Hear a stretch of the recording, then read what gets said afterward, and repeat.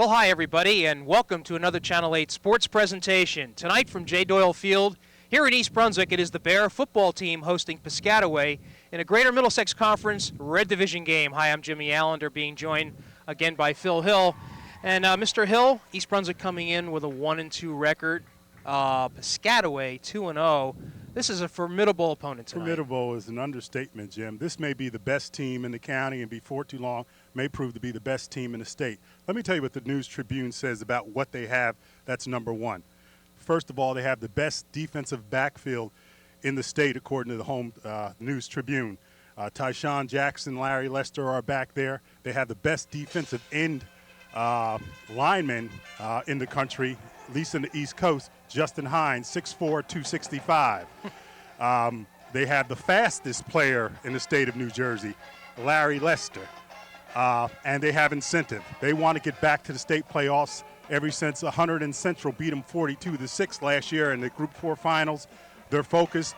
They plan on steamrolling everyone else until they get back to the Group 4 finals. Okay, and East Brunswick, meanwhile, coming off a real tough loss to J.P. Stevens. I'll tell you, a real tough loss, a 14-11 loss to J.P. Stevens. And the story there is Justin Horline, the starting quarterback, was lost due to an injury.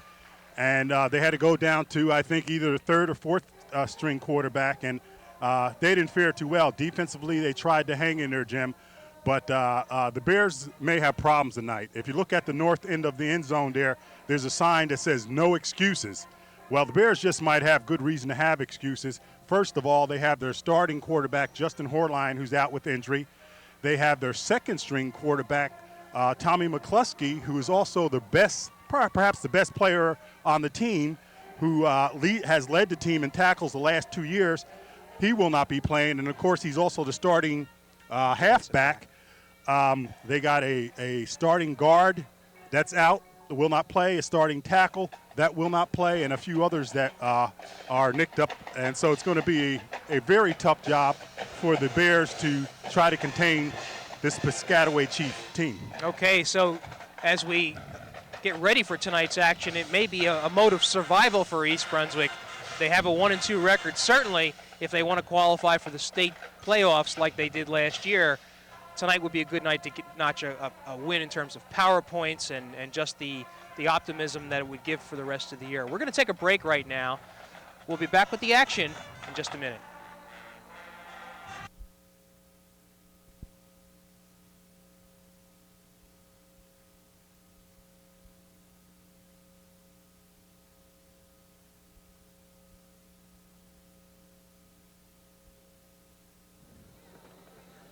We are back here at J. Doyle Field. Jimmy Allender being joined by Phil Hill. You see the captains for East Brunswick, and in the white uniforms, Piscataway. They will. And Jim, as you see the captains out there, that's part of the problem for East Brunswick. You see Andrew Batwash, one of the captains, starting linebacker, not dressed, and Justin Horline, the starting quarterback, not dressed. And there are a few other players that aren't dressed as well. And Bears are going to miss them guys. You have Brett Dunbar slated as the quarterback. At least we saw him warming up, Phil. Right. What do you know about him? Not very much. Okay. I know this much. He was not the third quarterback brought in against J.P. Stevens once McCluskey wasn't playing and Horline went down, and a kid named Chu they brought in. So now this is the fourth quarterback that we've seen for East Brunswick. He's a sophomore, and, of course, the big problem is the wishbone itself is just a very complicated offense for even an experienced quarterback to run, much less a sophomore. Right. When we had our last game on television, we saw just exactly how valuable a player Hornline was, as he was the primary ball carrier that evening against Bridgewater. Was hurt in that game, as we know, and the East Brunswick offense really dipped off after that. So they will make do.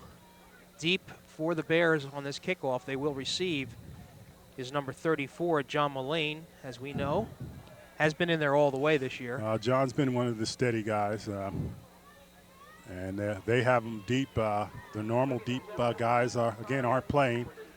I think you got Kenny Smith is in the middle. Chris Ianazzo. Right, Ianazzo. on the left, and who's been the point getter for East Brunswick this year through his leg. And here comes Piscataway, very deliberate. And I believe the other guy over there is the freshman they brought up, Elgin Taylor, it may be, number 17 back there. Just brought up this week. When's the last time have we seen a freshman come play up, I tell for you. East Brunswick? Is that an indication of how good he is, or he's good, the but injuries depleting East Brunswick? I think the depletion is one of the reasons that he was brought up. Okay. Looks like, well, they're taking their sweet time here. Field is in good condition. We must say that this is a gorgeous evening, a Friday night. Perfect for football. Crowd, as usual, late in arriving, but they will be here. And you got Larry Lester, fastest kid in the state of New Jersey, kicking off for the Chiefs. Right. We'll hear his name tonight, Jim. Well, all he needs to do is take a running start. And he's there before the ball gets there. Piscataway in East Brunswick always has been a slugfest, if you will. And we're underway. Lester lofts one to the left near side here. That's Yanazzo. Gathered in by Chris Yanazzo, but he's met. And brought under. And I'll tell you, Jim, you can expect out of this Bear team to try to do a ball control. And you see Yanazzo limping off, and if there's something that East Brunswick does not want is a limping Yanazzo. He may be their only weapon. He's their kicker as well, Jim. But the Bears are going to try to do a ball control offense here. You got the young quarterback. You can expect him to run in between the tackles most of the time, Jim. We'll see how that fares out. And look at the size of those tackles. John Kenny, 6'3", 275. Hines, we mentioned him, 6'5", 270. They are huge on the front. And that's Starber. He's still with it. Check that. I was faked out. What do we got here?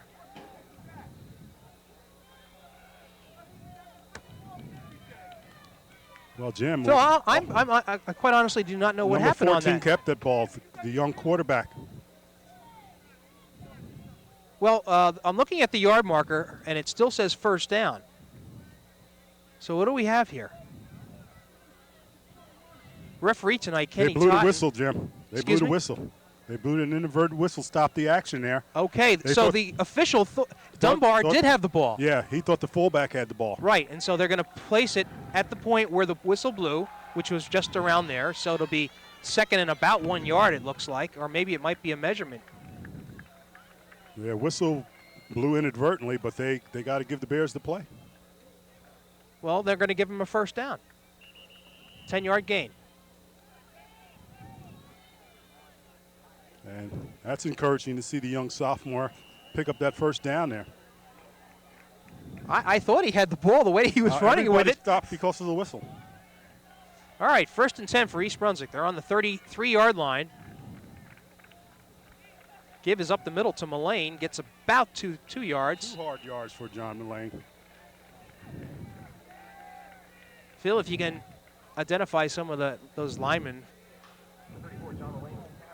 You already mentioned that that secondary for Piscataway is among the best in the state because of their speed. They say the tops speed. in the state, right. Speed and hitting power. Well, from the looks of it, Piscataway's defense appears loaded. I want to see the team that's going to score on these guys. 2nd and 7. Dunbar pitch to the Mullane, gets it, has a little bit of a seam, pushes forward. Picking up good yardage here, Jim, and he's close to first. And this is what actually the makeup of this team has to do, Jim, is pretty much try to control that ball to keep the ball out of the Chiefs' hands. The Chiefs can't score if they don't have the ball, Jim. Eat some time off that clock and try to control the ball. As Phil mentioned, it's short of a first down by about 1 yard, so it'll be 3rd and 1. Sophomore Dunbar calling signals for East Brunswick.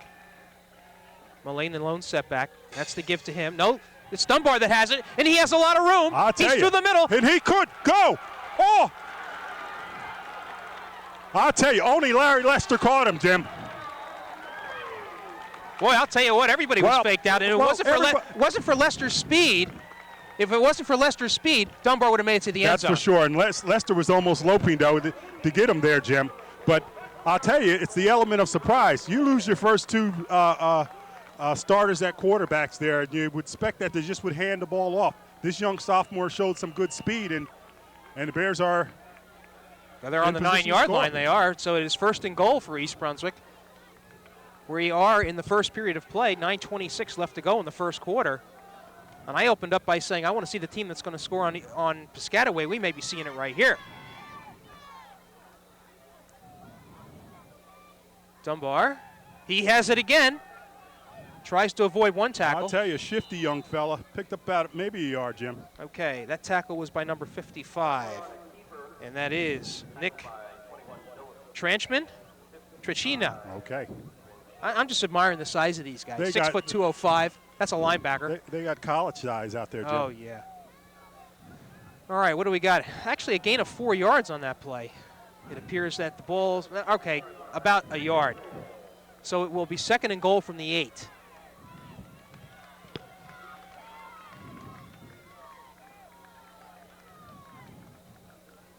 This is Dunbar. Give is to Hill. He plunges inside the 5. Okay, Juice picking up a couple yards there. And surprisingly moving the ball forward against that big line. So it'll be 3rd and goal from inside the 5. Let's call it the 4-yard line. 8:23 left to go in the first quarter. East Brunswick against Piscataway. Jim, I have no idea if the young fella can pass the ball or not. What we might see is that counter here. I don't know.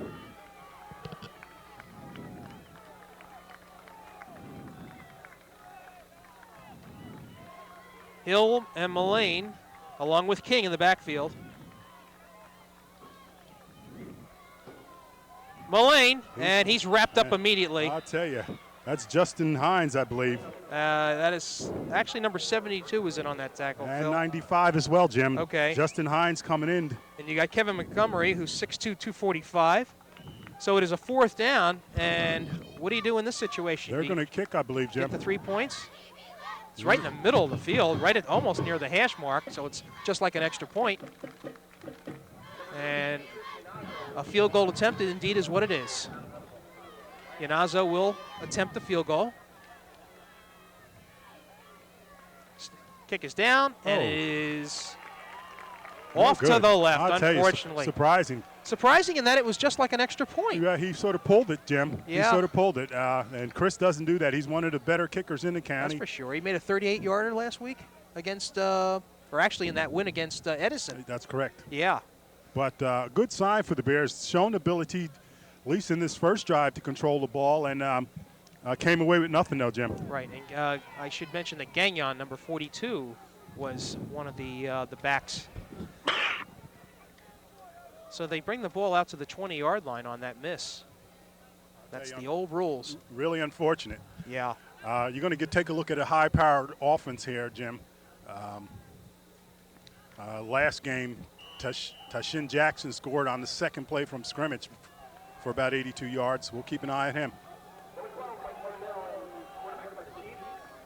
Give this to him. Good job there by number 5 for East Brunswick. Mike Marrero. Mike Marrero coming in, and he's a new face placed in there. I'm wondering why I'm not reading the numbers. I didn't have the light on. And I don't have mine on. Okay, here we go.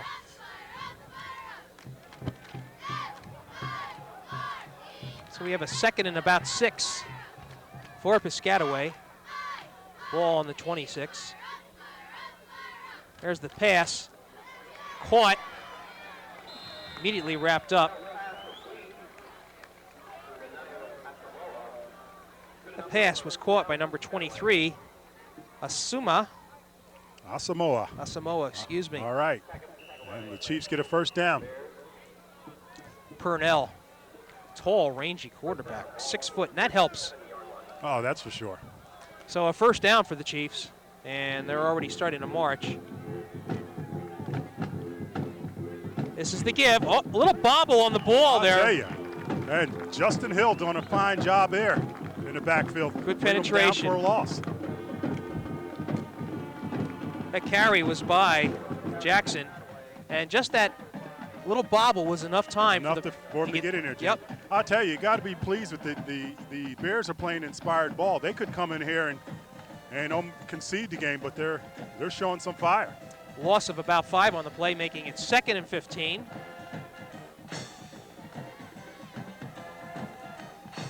There's Purnell. He's looking downfield. No, he may decide to run with it. Dodges one tackler and goes out of bounds on about the 37-yard line.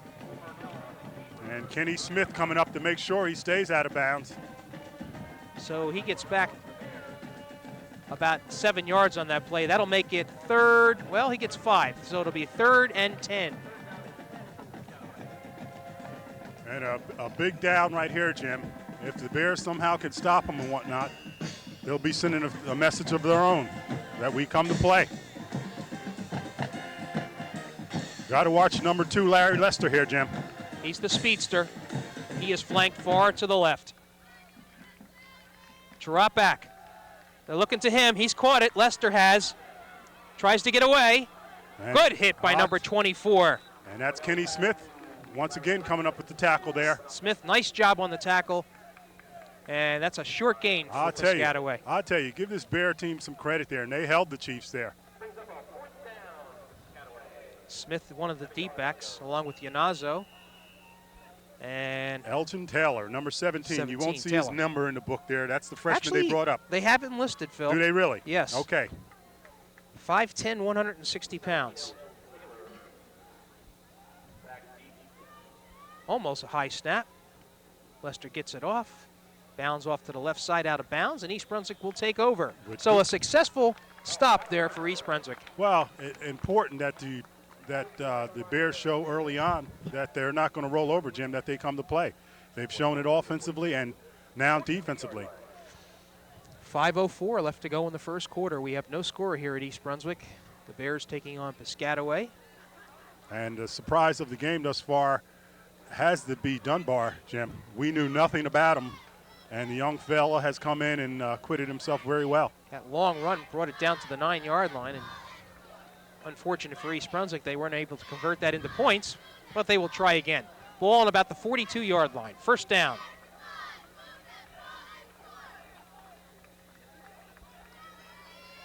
Give to, no, that's Dunbar again. This time they catch him, however. Fumble on the play, but they call it down.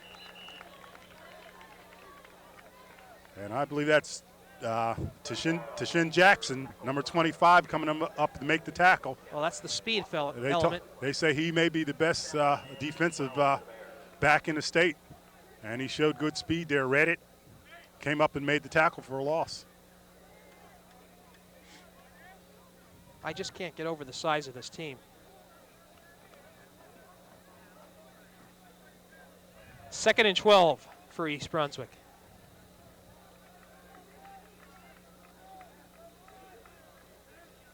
Dunbar up the middle. Gives it to number 46. That's Carbone, Jason Carbone, with some good hard running there. Picked up a couple yards. Well, he actually got it back to the line of scrimmage. So they say there's a fumble, Jim. We didn't even catch it. They say there's a fumble, and the Chiefs will take over. A jarring tackle by the Chiefs there, and apparently the ball popped loose. You know what? That's what you're going to see against this big team. So Piscataway takes over, 1st and 10 in East Brunswick's territory on their 43-yard line, we'll call it.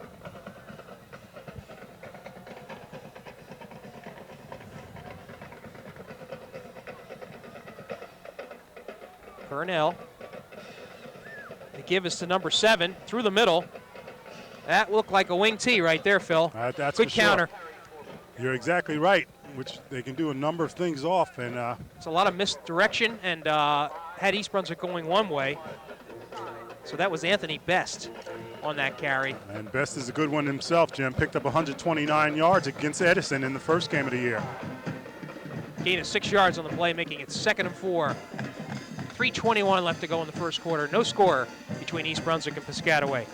But the Chiefs are moving.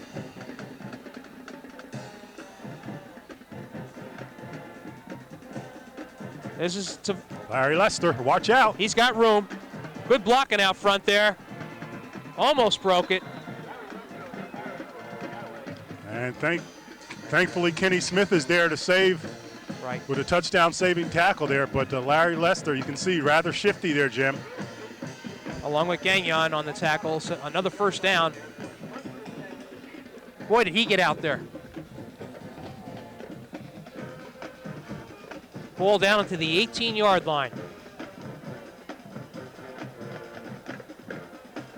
Pitch to Jackson. And he is dragged down on about the 15-yard line. And Jason Carbone coming off the bottom of that pile there. Phil, it's very obvious that Piscataway not only is big, but they have the advantage in speed. Jim, and now they're just working the ends. They have it all, Jim. They have speed, they have size, and confidence. Unless East Brunswick can do something to the outside, they're going to find it very difficult.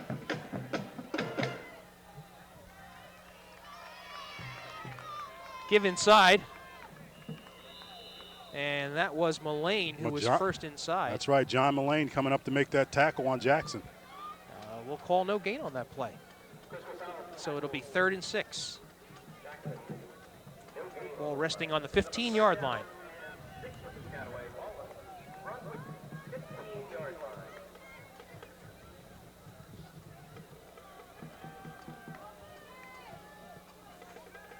Lester is split wide to the near side. We'll keep an eye on him. And they're looking for him. There he is. Makes a quick turn, and he is into the end zone for a touchdown. I'll tell you, a couple missed tackles there. But I'll tell you what, the speed factor was so evident. You can see, I mean, just trying to go one-on-one with him is difficult enough. Well, Larry Lester, he led the county in touchdown receptions last year with 5. He had about 600 yards last year. In addition, he had 5 interceptions. He's the 200-meter champ last year for the state of New Jersey. So that touchdown puts the Chiefs up 6-0 at the 142 mark. And Lester will boot it through. Excuse me, was that Lester? He kicks, yes. Okay. So the score is 7-0 Piscataway with 1:42 left to go in the first period of play. Well, once again, the turnover hurt the Bears there, Jim. Gave Piscataway good field position, and the Chiefs, being a good team that they took it down. The Bears are going to have to get the ball and control the ball, keep it out of the Chiefs' hands to stay in this game, Jim. You see Coach Marcus Ford imploring his team on.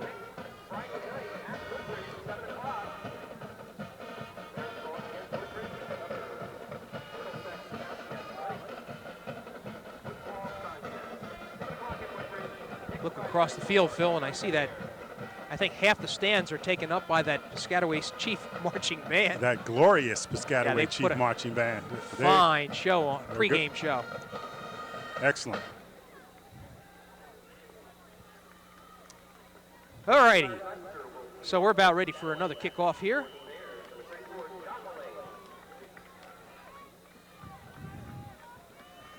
I think East Brunswick has to be very careful that they don't let down on themselves. Keep your chins up. This is a hard-hitting Piscataway team.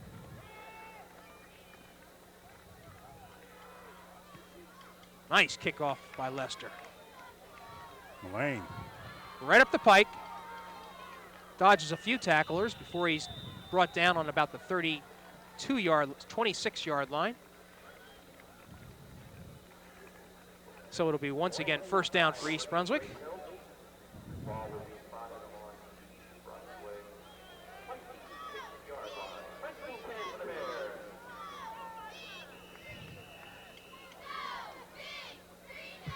And again, Jim, the story is the Bears must take care of that ball.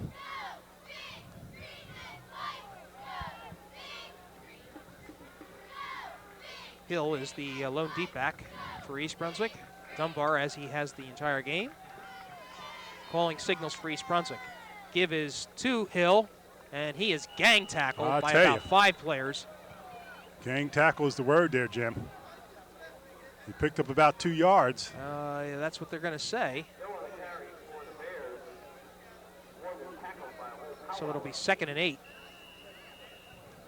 And quite honestly, Phil, East Brunswick has to do first things first. They have to hold on to the ball. Yes. They have to be somewhat deliberate as a result of that and establish some sort of rhythm here.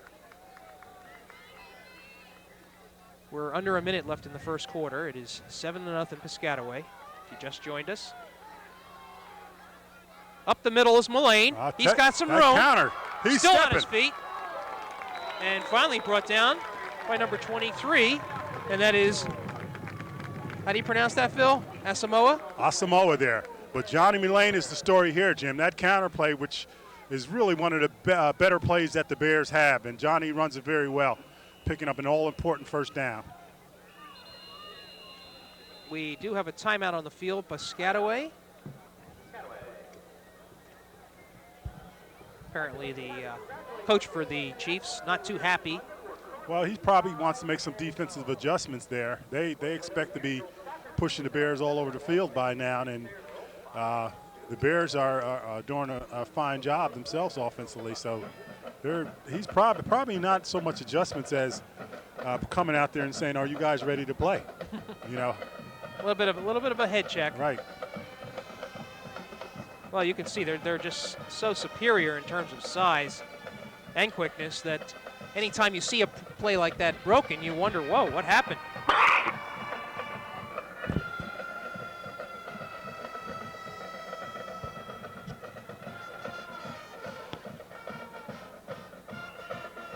But it's got to be encouraging to Borden to see that they can run on this team. They have run on this team.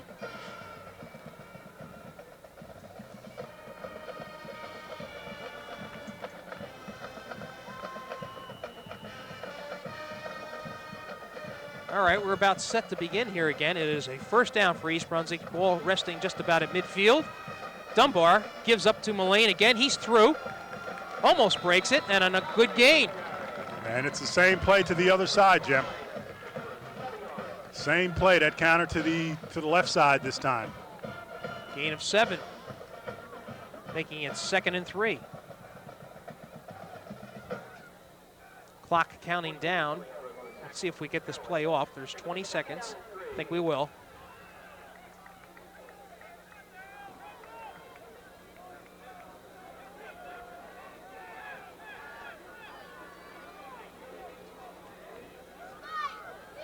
That was Gagnon. I'll tell you, they tried it one too many times. They countered there, and the Chiefs were ready there, Jim.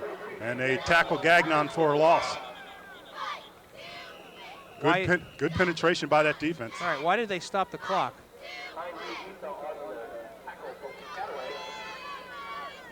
Did Piscataway call timeout? Timeout, apparently, Jim. They're going to the sideline there. Interesting call, only because there doesn't seem to be any advantage with the wind tonight. As a matter of fact, there isn't any wind. No, they are calling it the. See, all right.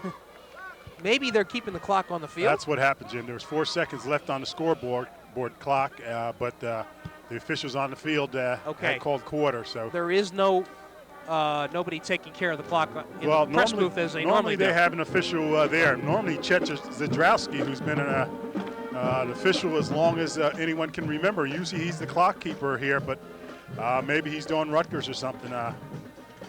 Maybe he's not around.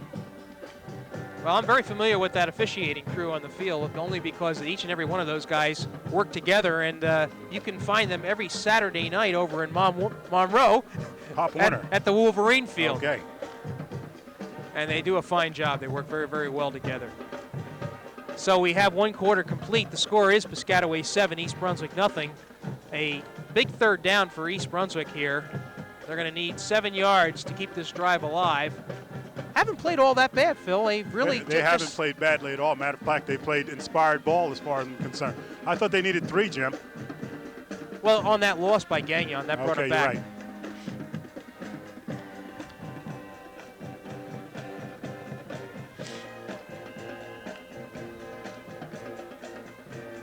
And the way we've been seeing things, Borden may go for it if he doesn't make it here. We'll see.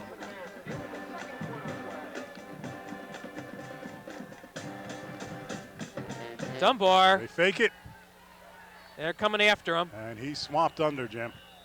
You know, those are the types of plays you got to watch it because he's a little on the fragile side. Well, he's exposed and whatnot, and if Right. you're down to your fourth string or your fourth quarterback, I don't know where you go from there. So no gain on the play to making it 4th down and a kicking situation for the Bears. Got a long way to go here. Lester, got to watch it. With his speed, you don't want to kick the ball to him. Yanazo will boot it for the Bears. You're right, Jim. Raw speed with Larry Lester there. Really got to keep it away from this guy. He does the 200 meters in 21 seconds. And Yanazo does the smart thing and kicks it to the left side. I'll tell you, Jim, a good kick, and as you say, a smart kick by Excellent Yanazo. kick. Excellent kick on Chris Yanazo's part. Not giving Larry Lester the opportunity to run the ball. Chiefs will take over 1st down. Ball on about the 19-yard line. So we're in the second period here with 11 minutes left to go in the quarter. Piscataway holding a 7-0 lead, and they have the ball.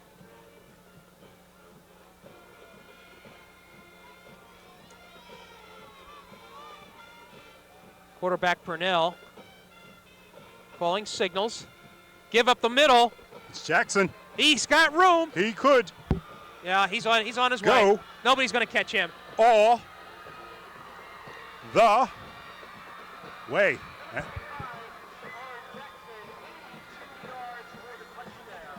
You could see that coming. He had that seam, and he got through the middle, and with his speed, nobody was going to catch him. Well, I talked about Deshaun Jackson scoring on an 82-yard run, the second play of the game last week, and he just ran 82 yards for a touchdown there, untouched. Play coming with 10:55 left to go. And that puts Piscataway up by a 13-0 score, and they will go for the extra point. Kicker is number 11, John Mastrogiovanni. Did he make it? It went through. Okay, kick is good.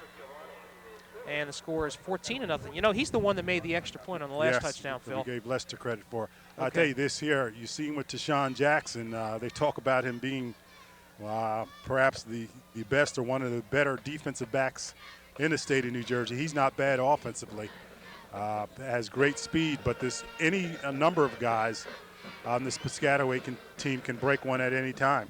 I mentioned Anthony Best. We haven't heard anything about him today, who had 129 yards versus Edison. Phil, I see a team of this quality, and it makes me wonder why New Jersey doesn't have state championships much the way other states do, and that is moving down to an eventual champion per group. I would love to see a team like Piscataway play somebody from South Jersey, some of the big teams from South Jersey. As it is, it looks like we're towards a collision for the other team that's considered one of the best in Group 4, and that's Hunterdon Central. Hunterdon Central. So we could be looking at a game eventually down the line. And as I said, Piscataway would like nothing but better than get back to Hunterdon Central, who beat them 42-6 in the state Group 4 finals last year. Well, right now, a lot of people are touting the Hunterdon County team as one of the best, if not the best team in the state. You got Bergen Catholic up in North Jersey, which is considered one of the best. That ball goes out of bounds, so East Brunswick's going to get the ball on, what, the 40-yard line, or is it the 35? 35. 35. Jim, I saw Hunterdon Central last year, and they're like a machine. Everybody the same size, everybody dressed exactly alike, and just methodical. Yep. There's some quality football teams in this state, quality football players. Unfortunately, we don't get to see too many of them because they all leave the state. Unfortunately. Oh, Lord. Okay. So East Brunswick will begin 1st and 10 on its own 35, that ball having gone out of bounds on the kickoff. They are down 14-0, 10:52 left to go in the second quarter. Dunbar, who has done an admirable job so far, pitches This is an option pass, it looks like, but no, they catch him. And he swarmed under. Jackson, the first one to get there. I tell you, they're looking for Christian Oslo down the field there. But again, the Chiefs just too quick, Jim. Too quick and too well coached, honestly. Lester was down there to make sure nothing happened. And you had Phillips as well, another defensive back. So it will be a loss on the play of about 5, making it 2nd and 15. I don't think the Bears can get too much out of their game plan, Jen. Else things can go from bad to worse. Right. Pitch up the middle, actually, is a handoff to number 46. And that's Carbone. Jason Carbone.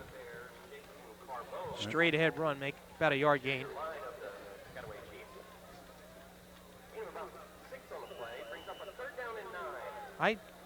Okay. That's right. He had a loss of, so that was about a 6-yard gain. 3rd and 9. You'd like to think this is a passing situation here, but again, you really have to watch because Piscataway with just an excellent secondary. They react very, very well. Carbone being chased. Gets around one man, but caught. And Dunbar hit for a loss again. Right. That was a read situation for Dunbar. Thought best not to throw it. So it will be a fourth down. And this is what hurts the Bears, the quick 1, 2, 3 and out. Then you put your defense back out there, and once again they end up being on the field much too long. 8:50 left to go in the second quarter. Piscataway up by a 14-0 lead. Touchdowns coming in the first and second quarter. And as we had mentioned, Larry Lester deep for Piscataway. Don't want to kick it to him. A rush here. Fair catch. Lester fair catches it. Lane was down there to cover it. And Piscataway will take over first down on their own 40-yard line. And this Piscataway team has been pretty much penalty-free today. Last week they had 92 yards in penalties, and they seem to have it under control tonight. Of course, the Bears here would like nothing better than a turnover, Jim. Phil, also something that I'm noticing, Piscataway tries to utilize as many players as it can. They rotate them in and out. Exactly, so that your offensive linemen are not going both ways. That means they're fresh. A little bit of a gang tackling going on here. We can't see who is the ball carrier. And you have Chris Kersal. Well, whoever carried that ball made 2 yards on the play.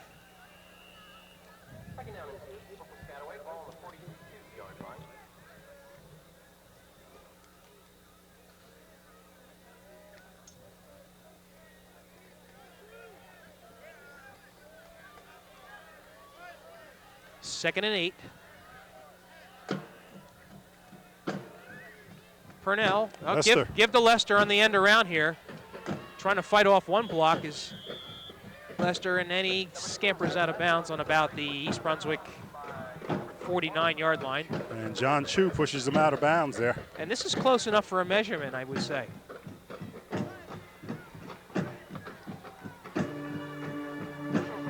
And they're going to take a look at it, bring the chains across the field.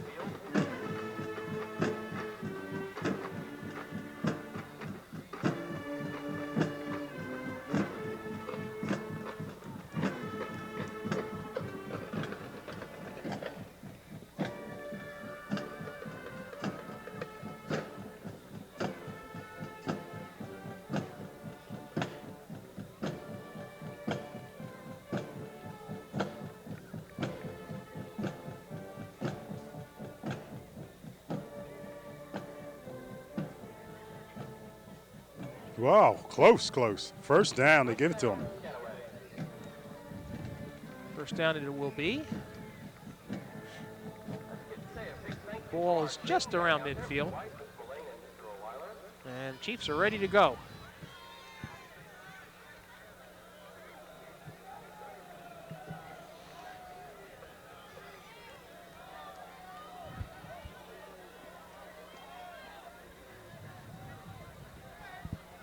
I can't say as I blame Piscataway for actually being almost methodical here. They really have the sense that they're in command, and they're just going to just roll the ball right down the field. There's the give to Lester. Excuse me, that's number 7 for Piscataway. Makes a nice dodge. Anthony Best. I just mentioned, we hadn't mentioned his name too much.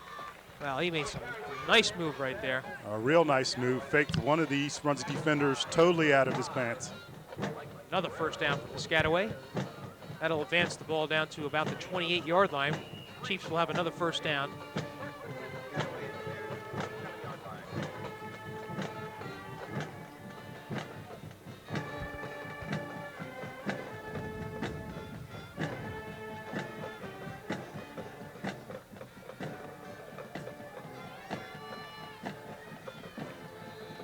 That ball is incomplete. He's out of bounds. A little bump in there, Jim. A little bumping, but they're going to let it go.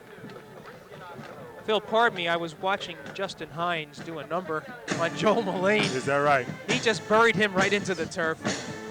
Well, there's nobody out on this field that can match up with strength with Hines. Hines bench presses 350 pounds, Jim. Runs about a 4.8 40. And that's what attracts the college scouts, that speed to go along with the size. He is number 95, playing right tackle, or if you will, maybe right end, I think. And they run off his side. That's Best Best does. Look at that cutback. Runs into a couple East Brunswick tacklers who bring him down. And He gets about 7 yards on that play. they have just a bevy of backs as well. You saw Jackson and you saw Best. They can come in with Brian Bishop as well.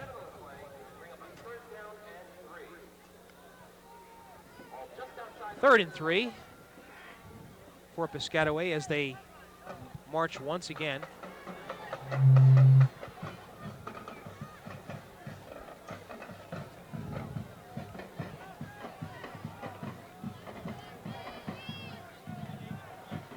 There they are off that right side. This time they gang tackle him. And there's a flag, Jim. What's that all about? It's really, I think, the first flag we've seen tonight. I just mentioned they were penalized a lot last week, Piscataway was, and a holding call on them here, Jim. So that comes at an inopportune time for the Chiefs. With it being 3rd and short, that's going to bring them back 10 yards, make it 3rd and long. Holding is the call.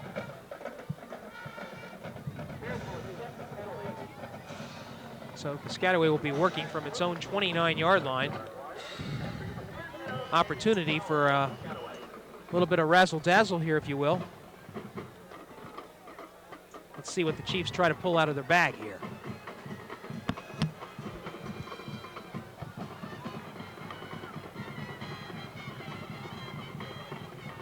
You've got Lester split wide to the top. There goes Best in motion. They look to that side. Now Purnell tries to go up the middle, but he's met. he's racked. Very good defensive play by East Brunswick. They did the containment, which they needed to do. I'm not sure why Purnell started to run. Never allowed the play to develop. Right. But nonetheless, it's 4th down. Gagnon and Hill in on that tackle. 4th and long. Ball's on the 32-yard line. I don't think there's any doubt what Piscataway is going to do. They do hold a 14-0 lead here with 5:35 left to go in the second quarter. And you can expect to see Mr. Asamoah or Mr. Lester on the end of a pass here, Jim. Okay, well, they are 2 of the individuals that are split to the near side. There goes Jackson. They almost get him. Yes, they great do. Tackle. Credit that to number 41 for East Brunswick. And that was Matt Kolbeck. I'll tell you, a big play there, Jim. Big in that stops Piscataway. A shoestring tackle, Jim. And Bears will take over right there. So a very much needed defensive play by the Bears, who were sort of getting stormed under there for a while. It stopped some of their momentum, Jim. That's the thing there. And if the Bears can, again, control the ball, eat up some clock, and possibly get a score here, they're back in the game. So East Brunswick will set up shop here on about their own 43-yard line. They will attempt to Cash in. Dunbar looking downfield. He lofts it. Oh, I'll tell you. That was intended for number 28, Teddy Nemec. And again, I'll apologize because I was not calling his number the right way. I was crediting McCloskey as being him, but it's not him. Teddy Nemec on the end of that, just a little long. And good defensive effort by number 21, Joseph Billups for the Chiefs. That incomplete pass makes it 2nd and 10.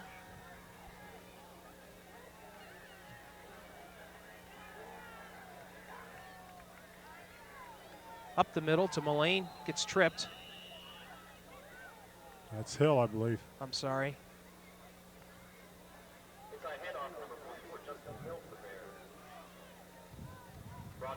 Looks like Justin sort of lost his footing just before as he got to the line of scrimmage. I think stepping in. I don't know if he stepped on somebody or what, but. Well, they credit him with 2 yards on that play, so it will be 3rd and 8.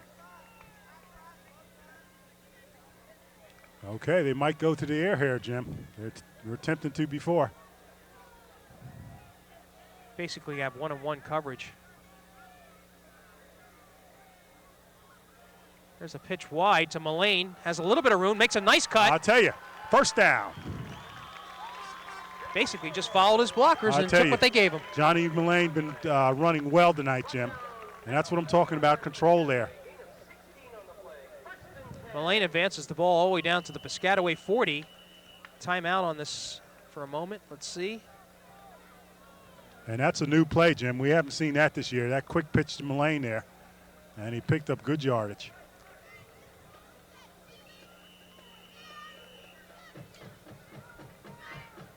All right, East Brunswick with the ball on the Piscataway 40-yard line. Give to Hill up the middle. He's met by a host of tacklers. Gets about 1 yard, 1 hard yard. I'll tell you. Number 75 leading the charge.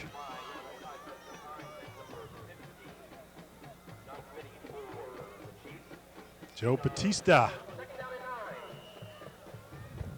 We are under 4 minutes to play in the second quarter. Piscataway ahead by a 14-0 score.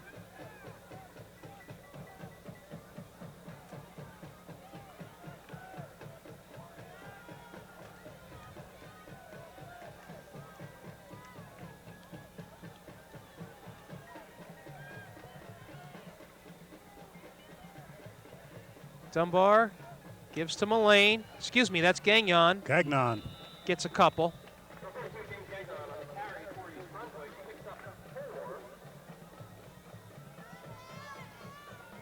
They'll say he went down on about the 36-yard line. So that will make it 3rd and 6. And the Bears need to come up with a play to pick up this first down here, Jim. Well, they came up with that pitch play They the last time and it They worked. certainly did, but they need to not give the Chiefs the ball back this quarter if they can. Just as important, it would be great if they can get a touchdown or some sort of points on the board. 3rd and 6 for East Brunswick. Ball on the 36-yard line of Piscataway. Dunbar rolls to the left. He looks downfield. Tosses it. Ooh. But good reaction by, was that Jackson out there? No, that was number 23, Billups, right. So that pass was just a little, if it would got there just a little bit sooner, it would have been complete. Well, Lester's going back deep as if East Brunswick's going to punt. I kind of doubt they will.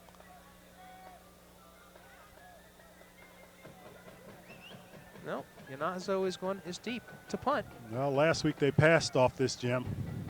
I don't think they will this time.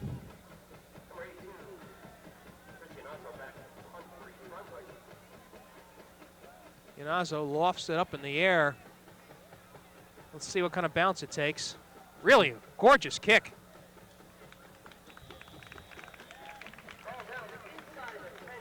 Just a fine kick by Chris, and that's exactly what you want to do. Put them deep in their territory, and if they have to go, make them go quite a distance.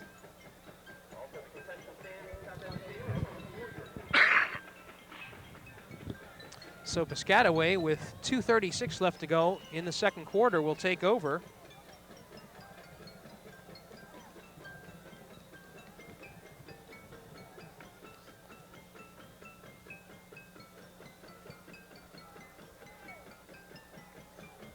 quarterback, Michael Purnell. Give is to Jackson, who is immediately met by Gagnon on that tackle. And Carbone as well. Gain of about a yard.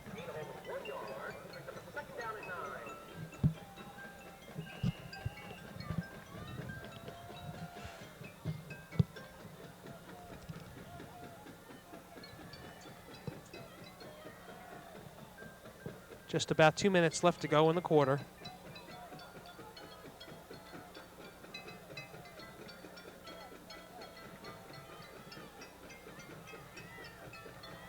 Another conservative run, power run by Jackson.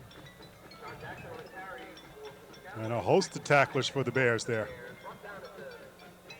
You don't see Piscataway doing anything fancy down They're here. not going to do anything silly, that's for sure. You know, you're right, Jim. They could be loose as a goose if they wanted to, figuring out their head. But Joe Karani, he's not going to allow them to do anything silly. That gain by Jackson makes it 3rd and let's call it 7.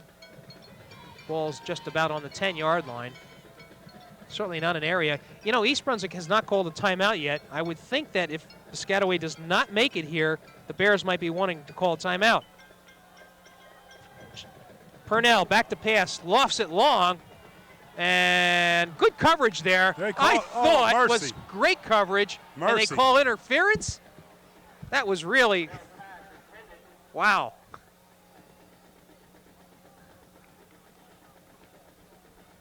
Look, I got to tell you, Phil, he was running arm in arm with him. No way. It's off. Hold on, Jim. They're going to call it offensive interference, perhaps. Offensive interference. Well, I'll tell you. Now it's a good call, Jim.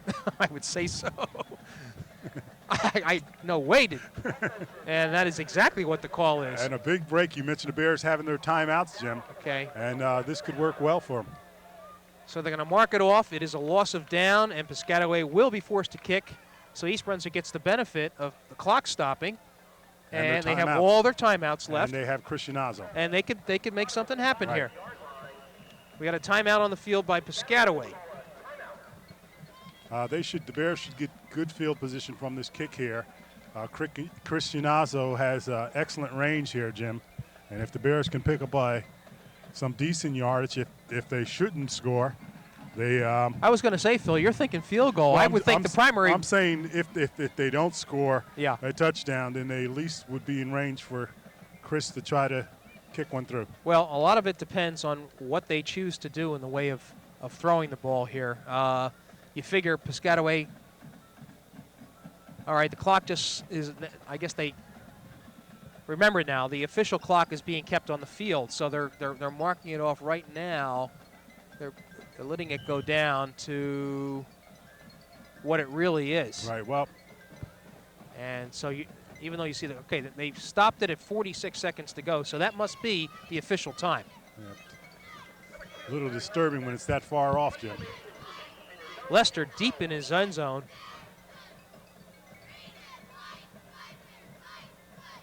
Gets it off.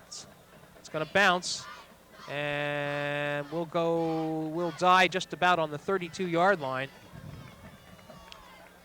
And the clock continues to run. Well, I don't change of possession. It should be stopping, Jim. Well, actually, the official just stopped it right there, or blew his whistle.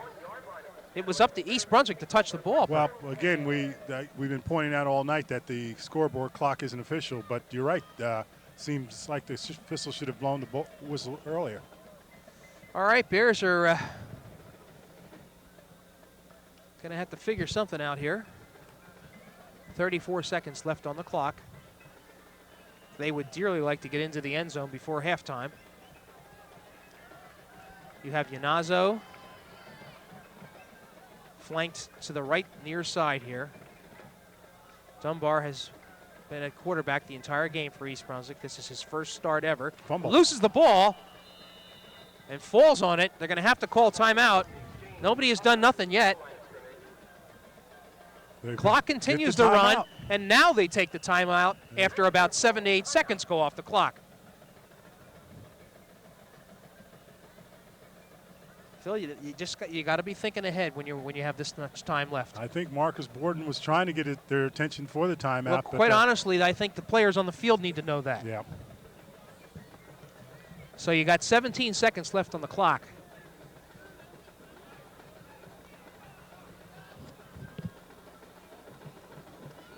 East Brunswick, as far as I know, has only used that one timeout there, so they should have 2 left. They're going for a field goal, Jim. They're letting the clock run down, Jim, apparently. And apparently Unazigo is going to attempt a field goal from here. Well, if he does, this is going to be in the neighborhood of about 40, I would say 50 yards. What do you think?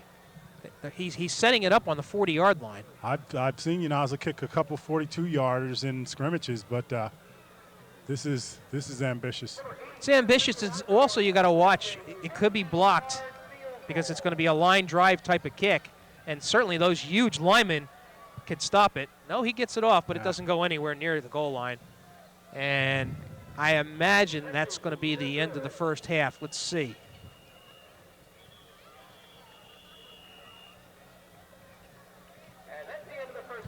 So a little bit of confusion as we end the first half of play here. East Brunswick trying a 50-yard field goal.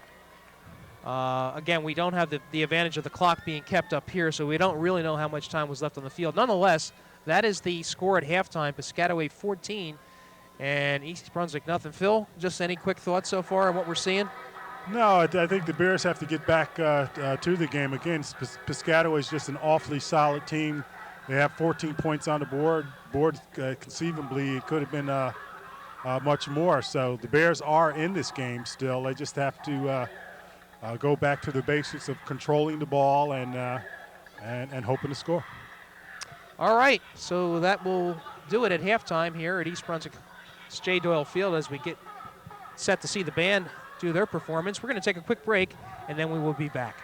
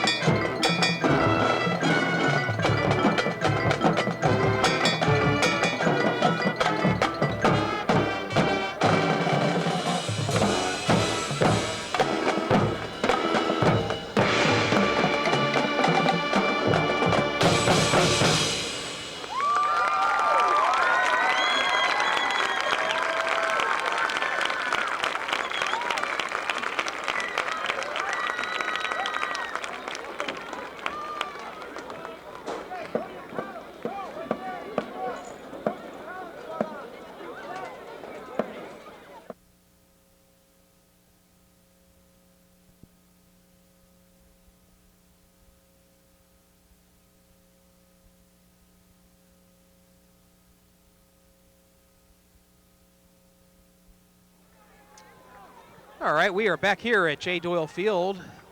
Just as halftime is ending, we're getting ready for the second half kickoff. Piscataway holding a 14-0 lead, and Phil, in a game in which quite honestly, I'm surprised. I would think that Piscataway would have had a larger lead, but to East Brunswick's credit, they've made a couple of good stops defensively. They haven't been able to push across with points, but Right. Still are in the game. They've had some opportunities though, Jim. They just haven't come away with any points. But again, part of the reason I think is the Bears have played well at times. The other part is Joe Karanye is not letting Piscataway be sloppy.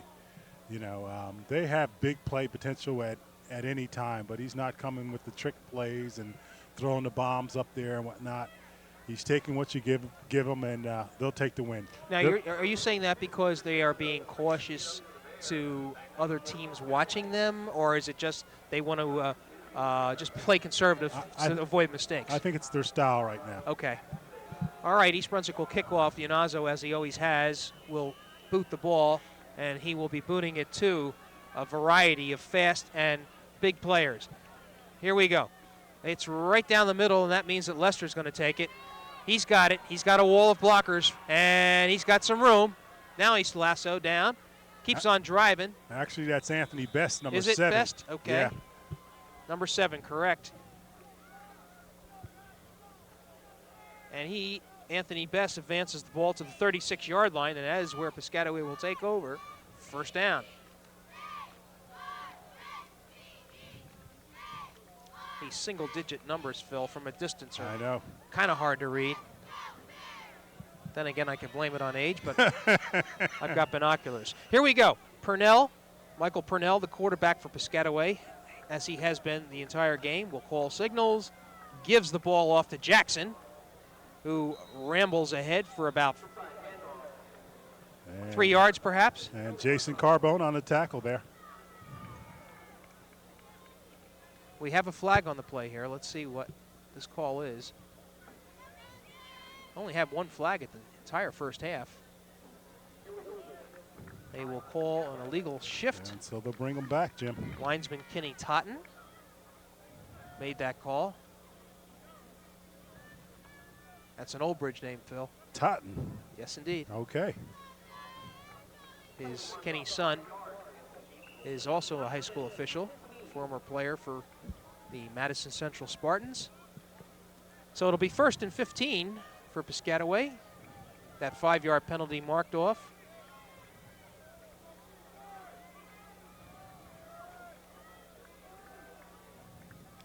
Purnell goes to the right. Not really a good pass. He didn't get it off. And now we call a penalty. I think they're calling offensive interference, Jim. That was Totten again throwing that flag. I don't want to mention his name, but. And I think this is going to go against Leicester. You know, when you get a late flag like that, you're often right. It often is offensive interference, and that is the call. Right. So, another mark off for Piscataway, and this is not the way they wanted to start this second half. And you would think with the speed that the Chiefs have that they wouldn't be concerning themselves with pushing off and things of that sort. You'd be concerned with trying to blow by the defender. That would be a loss of down as well. So we're going to have a 3rd down, and let's call it about 25 yards, maybe more.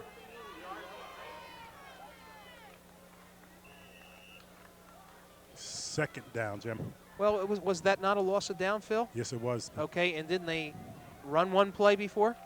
So, anyway, Ty Jackson with it. He really doesn't get all that much yardage on it. Good defensive play by the Bears. See who gets up from that pile.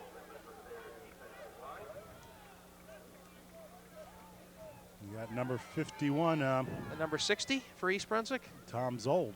And Chris Cursal.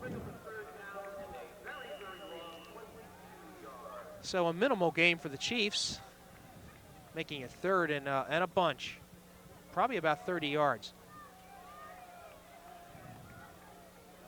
And this would be a key play for East Brunswick. They really need to stop them.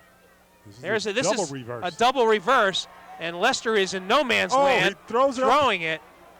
And that is probably throwing it to nowhere. And they're going to catch him for grounding. So that will be a loss of down. And John Mullane putting great pressure on him there. They're forcing that. That's a clip, Jim. No. That play was called intentional grounding. All right, let's see. I thought I saw the clip sign. Let's take a look. I can't imagine that a clipping call would be called down there, but Phil, nonetheless. Intentional grounding, you're right, Jim.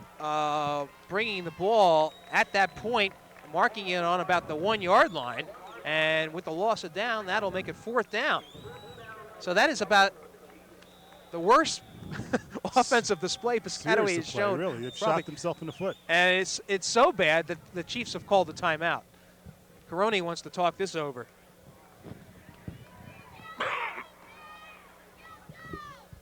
I have a feeling, Phil, that the Chiefs went in for a nap at halftime.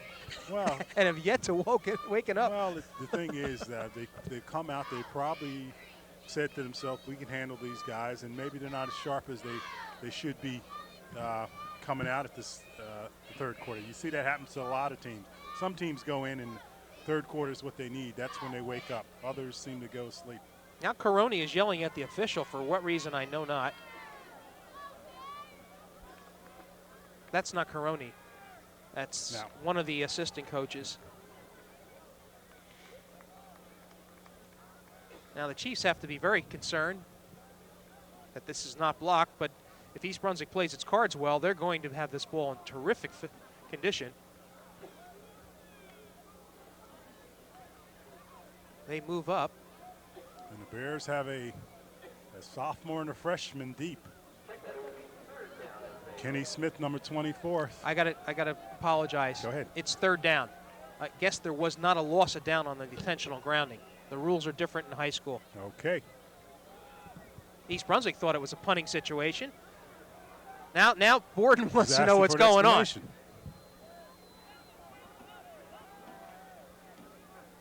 He's contending that it should be 4th down.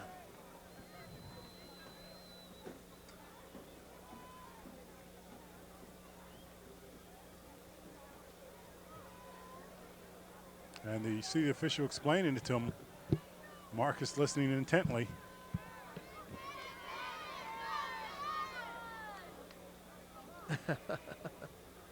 Yeah, see, the hand to the back of the head means loss of down.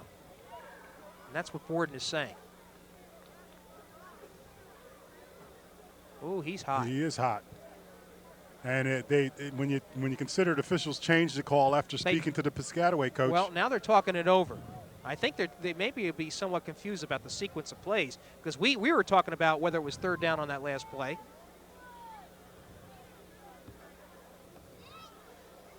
Phil, if you remember the beginning, the first play was off tackle. Right. Okay. Then there was a penalty.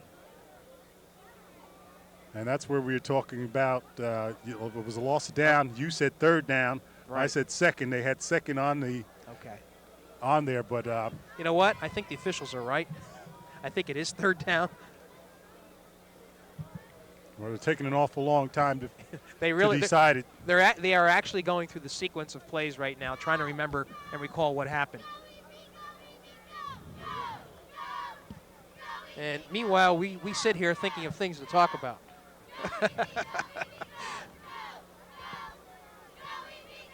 And it will stay. They don't even go back to talk to Marcus, and he is hot.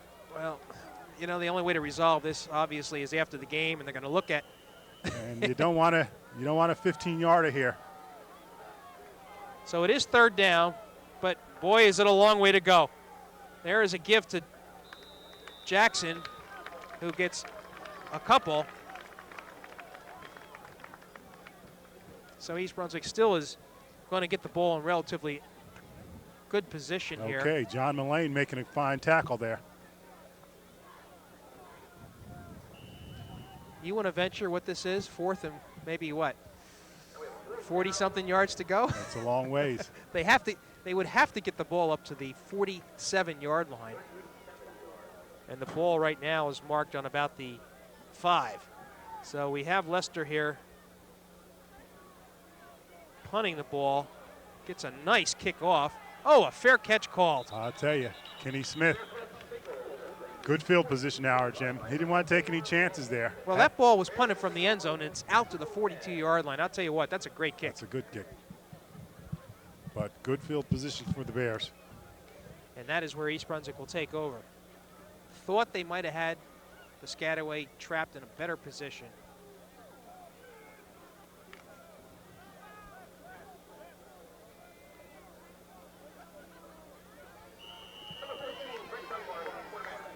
So Dunbar at quarterback as he did the first half.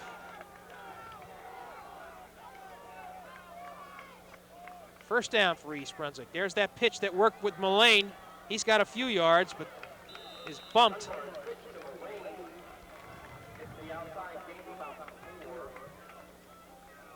He'll pick up about 5 on the play. And I'll tell you, Joseph Billups coming up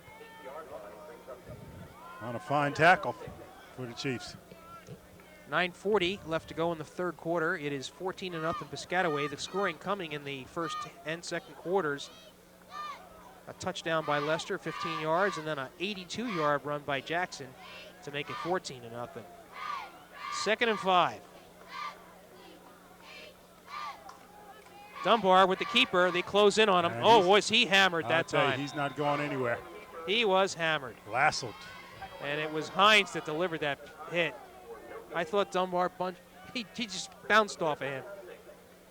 And that's going to be a loss of about a yard, so it'll make it 3rd and 6. And if you're Bears here, you really want to try to control a little bit so your defense doesn't have to pop back out there. I understand what you mean, Phil. Yeah, it's You're not a fun way to play. Defense has really done an admirable job They tonight. really have. You have Yanazo split to the near side. He's the lone end. 3rd and 7, maybe.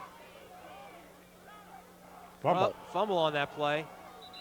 That's the second time there's been a little confusion and that's between the center and quarterback. That's to be expected, Jim. Again, yeah. This is the 4th quarterback the Bears have used this year on the varsity level, and you're going to have some mix-up with those exchanges there. And it's a 4th down. it's going to be a 4th down, and East Brunswick looks as though it's going to kick. They're going to kick. So Yanazo is going to loft it.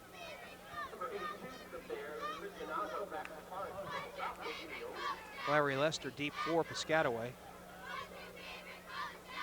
They look like they're coming. Gets it off. End over end kick gathered in by Lester. Mullane's down there. Lester with room. Ooh. Nice tackle. Jason Carbone. And Gagnon. So the Chiefs regain possession. Ball is marked on about the 28-yard line. And the Chiefs were a little sloppy that first series, Jim. Let's see how they come out the second series.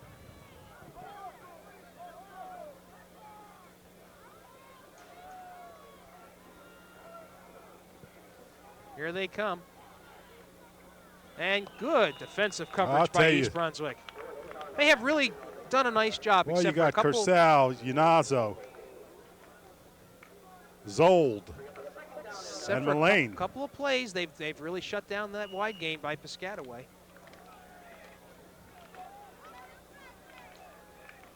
Gain of 1, let's say, making it 2nd and 9.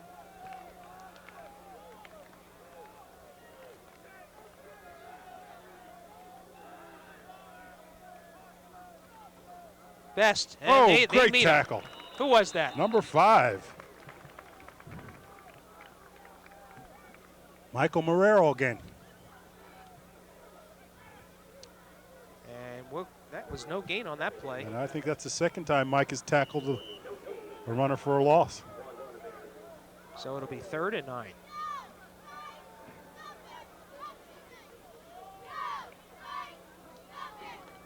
Marrero, a 5'10", 163-pound junior. A lot of youth on this East Brunswick team, and they're getting an opportunity to play tonight.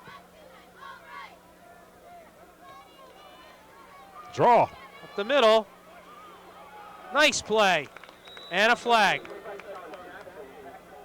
And once again, Gagnon tripping him up. East Brunswick clapping as if it's a penalty against Okay, Piscataway. I told you they had 92 yards in penalty last game, and now they're starting to get informed, Jim.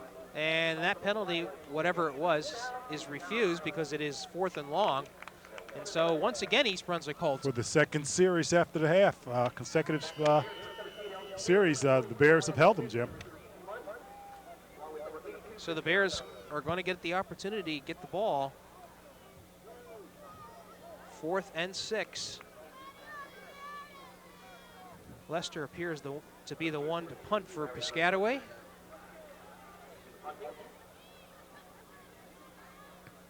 Boy, he can boot the ball. It's high and gathered in by Yanazzo on about the, well, East Brunswick's own 46-yard line. Scared me. I didn't see the fair catch. Okay, the Bears have to keep the ball more than three downs I here, understand, Jim. Phil. They have shown bursts of offense, but then again, you get that odd fumble on the quarterback exchange one time. That stopped the drive. That's right. And if East Brunswick needs to sustain a little bit of offense, 6 minutes exactly to go in the third quarter. Piscataway up by a 14-0 score. Give is to Mullane. I think Not that's sure. Carbone, Jason Carbone, okay. picking up good yardage here, about 3 yards. Well, got, I think one of the linemen for East Brunswick's a little slow getting up. And they can ill afford to lose any lineman, That's Jim. Walt. That's a little slow. That's Is he the center? He's the center. Yeah. And you know he's valuable. I think if he comes out, I think maybe Zold may go to the center. I'm not sure. Well, you got Scott Anderson coming in as a lineman, and Walt goes back down to a knee, so there's going to be a timeout. And I tell you, the Bears have had more than their injuries, share of injuries this year, Jim. And injuries really can take a toll on any team. And of course, if you're the center, that's the person where everything starts. And appears to be a knee. So Scott Anderson will come in. He is listed as a lineman, 5'8", 182. So they lose a little there in terms of size. Walt, one of the bigger players on the line, 5'10", 193. Mm-hmm.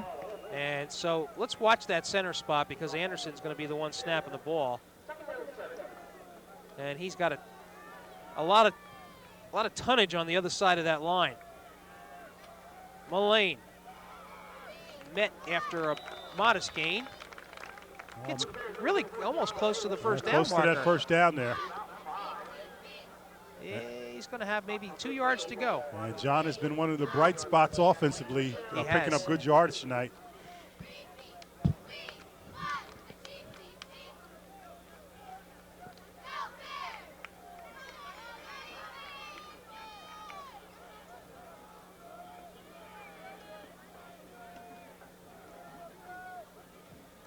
Third and 2 for East Brunswick. Really needing a first down here. Mullane doesn't look like he's going to get it. He's close, Jim. Well, he needed to get about a foot past the yard marker, the hash mark, and the ball is resting. Well, they bring it back. So I think he got a yard on that play. It's going to be 4th and 1. And so what do you do here? It's not a long distance to go. And they appear to be gone for it, Jim. Looks like they're going to go for it.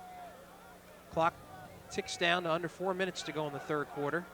Still 14-0 Piscataway. All the scoring coming in the first half. So here a big play for the Bears. 4th and maybe 2 yards to go. Give is to number 46. And he picks it up. Yes. Jason Carbone. Good hard running there, keeping those knees going. Straight up the middle off left tackle, actually. Don't know who was blocking on that side. I see number 60 for East Brunswick. That's Corsal. Or is it 68? Joe Bellisano.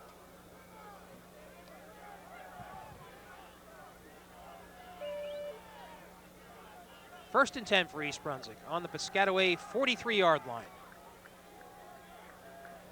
There's the pitch to Mullane. A good bit of running by Mullane there. Get some yardage when it looked like there wasn't any. I'll tell you, good hard three. You know what? I think Piscataway realizes it's in for a little bit of a game here. Well, the Bears haven't rolled over, which is the thing here. And they very easily could have, Jim, figuring that they're overmatched and whatnot. But they did come to play. We'll give Mullane 3 yards on that play, so we'll make it 2nd and 7.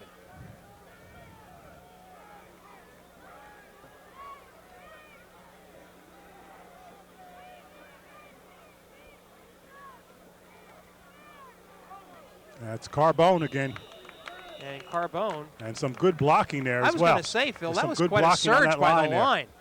That's some of the best blocking we've seen in that interior line. Gain of 4. And that will make it 3rd and about 3 yards to go.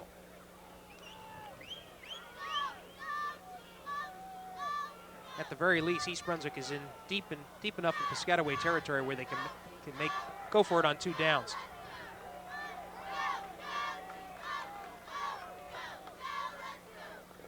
Dunbar, runs into you-know-who. Mercy. And we look to see that Dunbar gets up. Does he know where he is? I tell you, Hines is a man. Man-child. Well, he's basically twice the size as Dunbar. How about that? We'll call it no gain on the play. It is 4th and 3. And I think you're right. The Bears are going for it, Jim. You know, you wonder why they picked that side of to go on with Hines waiting over there, but they're all big on that Piscataway line. 4th and 3 to go for East Brunswick. They really need this first down. Dunbar sets up the pass. He's looking wide out open. Is Nemec. And what? Mercy. It's incomplete. He was open, you're right, Phil. I'll tell you, wide open. Wide open, Jim. We didn't have the vantage point of whether or not it was just long for Nemec or whether or not he just dropped it. But nonetheless, that was a 4th down incompletion, so Piscataway dodges a bullet. Mercy. Good call, you have to admit. That was an excellent call. A fine call. It surprised everyone there. Yeah.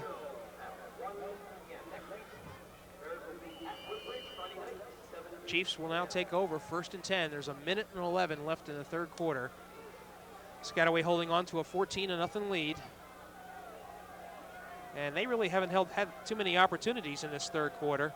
Lester on the left side.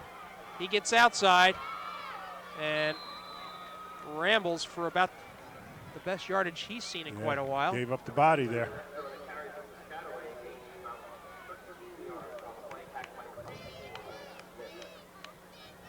That'll be a 1st down for the Chiefs.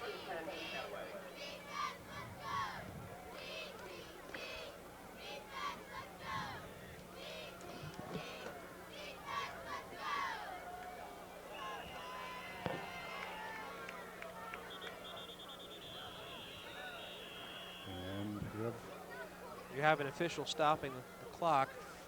It could be, Phil, that's the quarter because, after all, this is the unofficial clock that we're looking at. So that is the end of the 3rd quarter of play. Score is Piscataway 14 and East Brunswick nothing. And it's not without the realm of possibility here, Phil, that, if East Brunswick can stop them, get a touchdown, there's a shot here. Well, they have to capitalize on any and every opportunity that they get, Jim.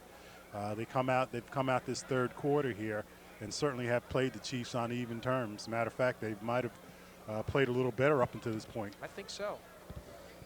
Looking ahead, Phil, do we have the schedule for the Bears? I don't have it with me, unfortunately. I know they play Cerebral in 2 weeks, Jim.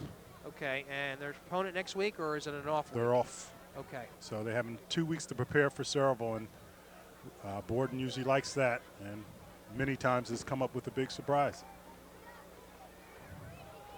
Cerebral, again, one of the top teams in this area. Yep, undefeated.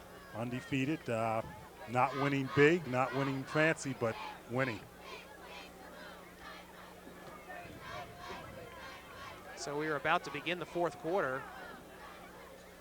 Piscataway trying to tack on to its 14-0 lead. Again, you're looking at some big play offense down there that really has been contained well tonight by East Brunswick. Purnell gives up the middle and met by East Brunswick.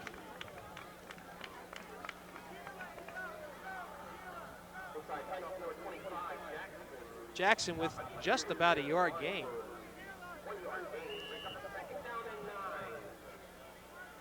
Now you see Hines coming in to play offense.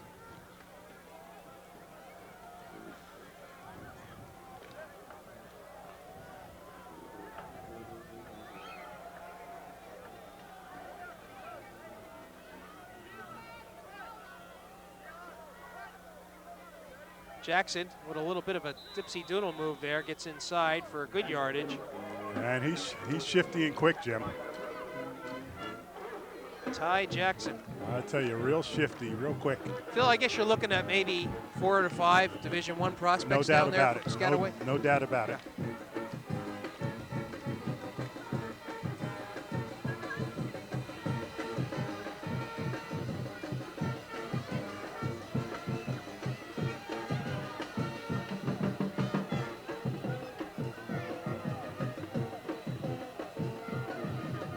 Jackson once again.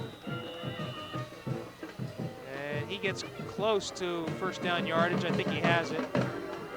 Could be a measurement here.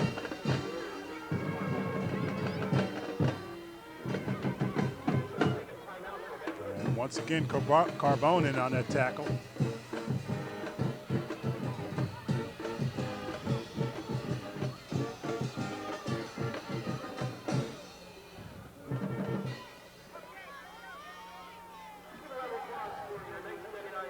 I tell you, Jim, we talk about Piscataway, as much talent as they have. You talk about 4 possible Division I players out here, and they can be explosive. That is a first down, is it? Oh yeah. Well, are they going to stretch it again? Yes, it is first down. But they're not running all over the place, considering how much talent. My question to you is that more of Piscataway choosing to be conservative tonight, or is East Brunswick playing? I think East Brunswick's playing well. I don't think Piscataway has got things in gears. They haven't played any tough teams thus far this year yet, either.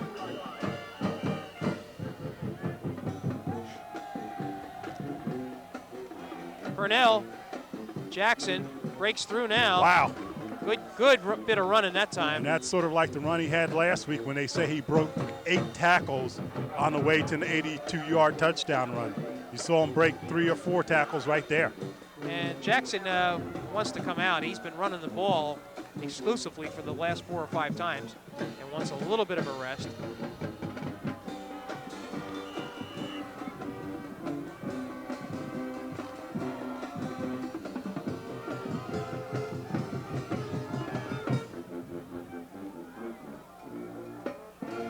All right. Second and just about a yard. Uh-oh, here we go. Lester's got some room. Breaks one tackle. Mercy. I thought I saw a flag there. I'm not sure if no flag. No flag and touchdown.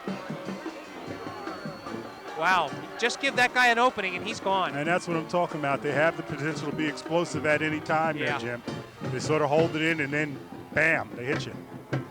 So Lester with his second touchdown, this one of about 30 yards, let's call it, coming with 9:33 left to go in the fourth quarter.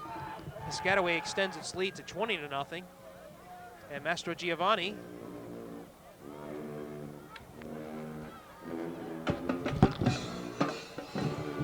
extra point, looks good, and it is good. The score is now Piscataway 21 and East Brunswick nothing.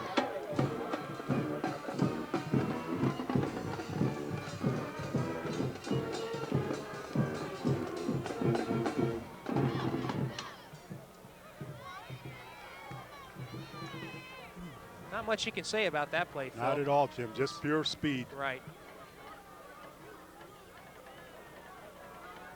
East Brunswick, though, would very much like to get on the scoreboard. They've worked very hard this game. Defense has generally played well. They've contained that Piscataway offense, and just like that play right there, one play, it just took one play, and then bang, they're in the end zone. Well, again, I give credit to Karani because he's not all over the place despite the talent that he has. They're rather conservative. They keep coming at you, keep banging until something breaks, and he knows sooner or later they will have the big play. All right, Chiefs will kick off. Lester, who scored that touchdown, will boot the ball.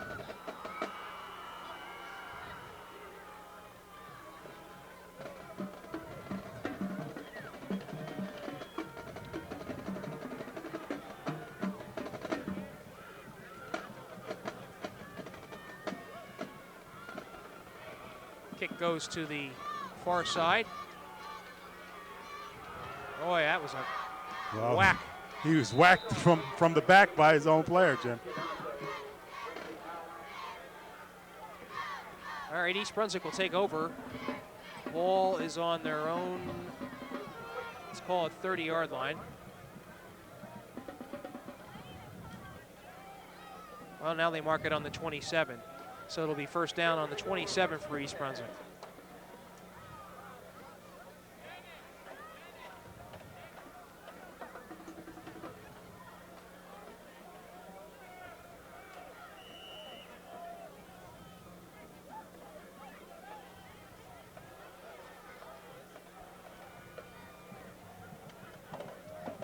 Dunbar. Oh, just Gagnon. tripped up, I tell you. Could have got a lot more there.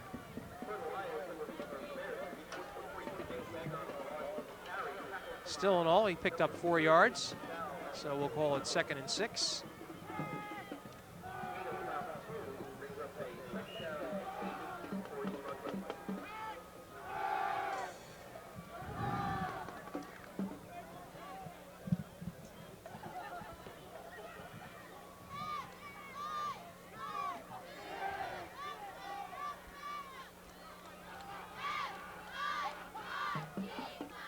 Oh, ooh, dear. Mercy. Oh, boy. Was the ball loose? Yes, it was. But East Brunswick recovered it. Boy, I got to tell you. Just smothered him, Jim. That is a scary thought right I know. there. Just for smothered him Dunbar. about 300 pounds of, about 400 pounds of. Well, nobody really touched Hines on the way in. Yeah. So the loss will bring it back to the 20 original line of scrimmage, so it's 3rd and 10.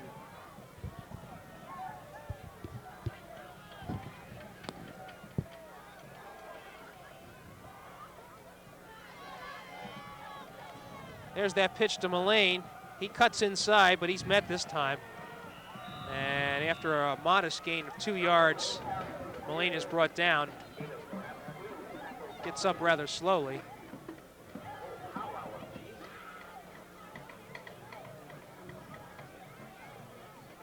And that'll make it 4th down for the Bears, and they're going to once again have to punt. 7:30 left to go in the game.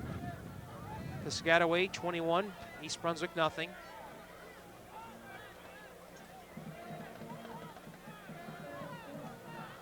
Ianazzo will punt for the Bears. We've said that a couple of times tonight. Gets off a good kick, driving kick. It's going to run out of bounds, just about short of the 40-yard line. So Piscataway will take over there.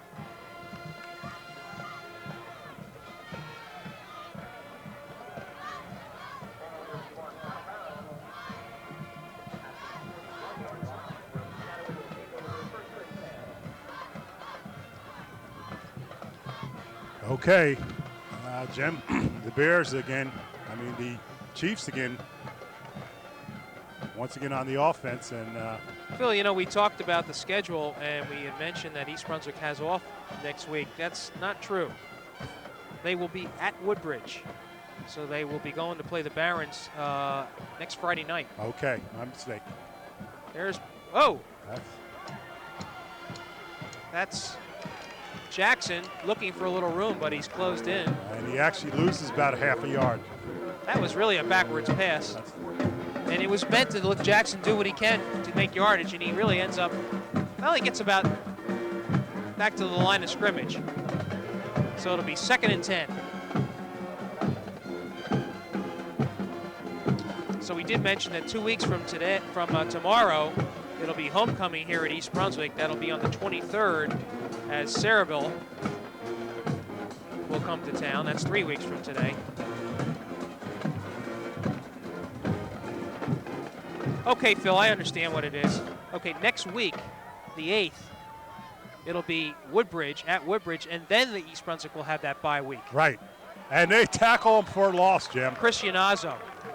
Okay, so you got the bye week, and then you have Saraville coming in here on the 23rd.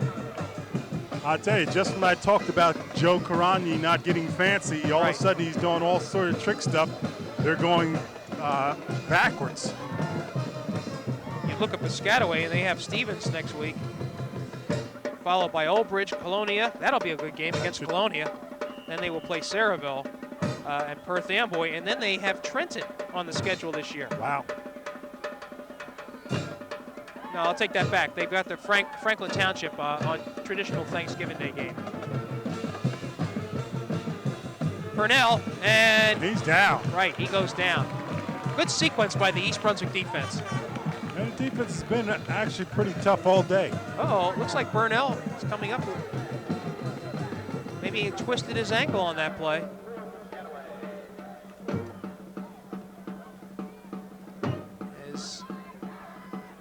And that was David Lynch, number 41, making sure that he was down, Jim. David Lynch blowing in there. So with a 4th and long, Chiefs will punt. Rob King has come on the scene to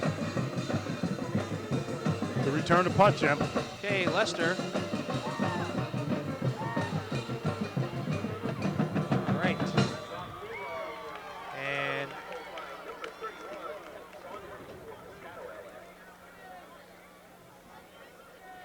that ball was advanced up to about the 45-yard line with 4:40 left to go in the game. East Brunswick will once again take over.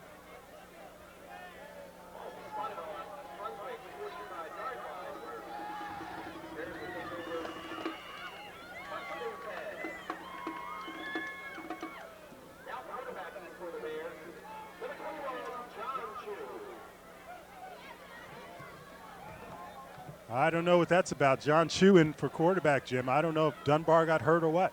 Well, you remember he was tackled rather hard by Justin Hines that last sequence. There's Chu with no place to go. Well, he's still on his feet and banged out of bounds. Takes a good hit. Picked up a good 6 yards, I believe, Jim. Phil, he did pick up some good yardage, but that was really a busted play. He was looking for somebody to hand off to and then found no one, and all of a sudden, bang.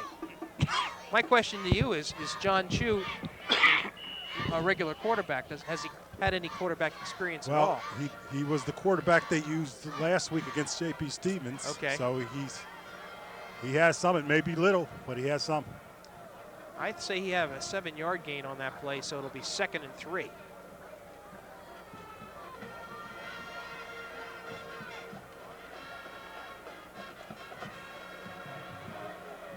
Chu with the ball again. Uh-oh, Hines has him. Oh, mercy. And he is wrecked. And I just mean mashed into the ground. Not the way you want to get indoctrinated into. And Hines is that kind of player. He can chase you down from the backside. If you run at him, he's going to get you.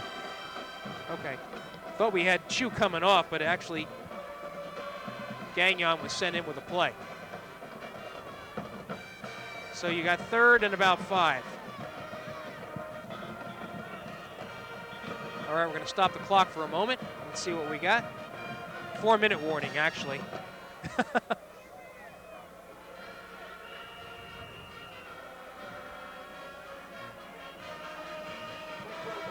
Now we have a timeout. Timeout call by East Brunswick. This is a 3rd and 5. I'm not sure Borden wanted that timeout. He seems to be angry about something. Well, it is a 21-0 score. Not a crucial situation when you think about it.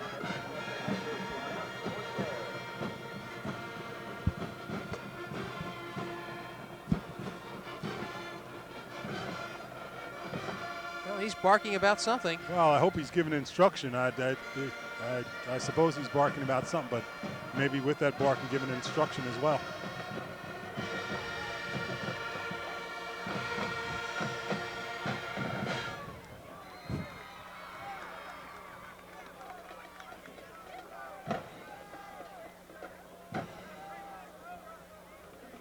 Four minutes exactly to go in this game.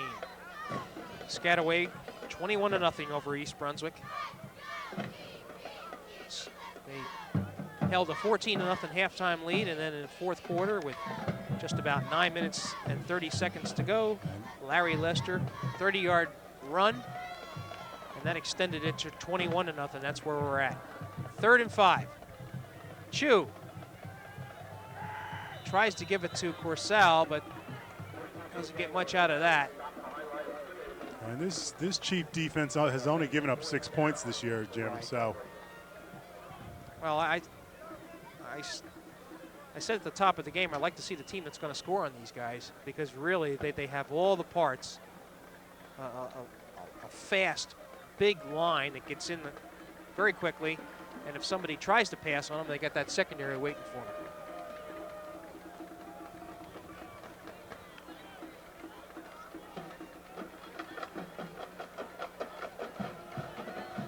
So this is a 4th down. East Brunswick will go for it. Chu sets the pass. He has somebody open there if he wants to get to him. I'll tell you, textbook tackle there. Number 80. Ray Pilch, and that's just the way you're supposed to do it. And that stops the drive once again for East Brunswick.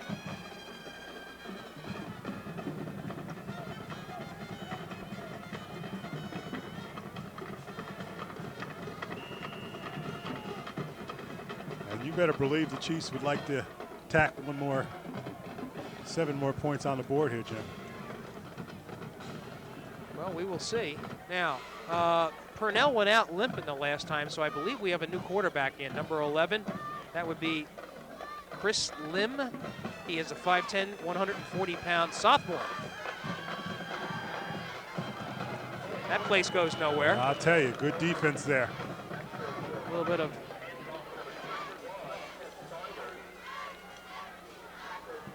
Saul Yanazzo getting into it with somebody. Is that Lester out there? No, we have a new player, number 24, Kenny Smith. Oh, excuse me. John Ruiz. So the loss on the play will make it 2nd down and 17. The clock continues to run down. We're under 2 minutes and 20 seconds. There's the give up the middle. Nice run, and that. Oh, mercy. He looks like he's off to the races. Number 30. I'll tell you, that's that additional 7 that they wanted. Mike Mastrio Giovanni. No. That's Sal Mastro Giovanni. That must be the brother of Joe Mastro Giovanni, That's who right. has been the extra point kicker. He's a junior, 5'8", 160-pound junior. And he took it about 60. And that touchdown makes it 27-0. We apologize. We have a little difficulty with the names here. And a timeout called by Piscataway. So Mastro Giovanni, a quick off tackle. I don't know what happened on that play, Phil. Looks like East Brunswick was just looked like it was a napping. little delayed there, and all of a sudden, a young fellow burst through. Score coming at 2:13. So a couple of fourth quarter touchdowns extends this lead for Piscataway.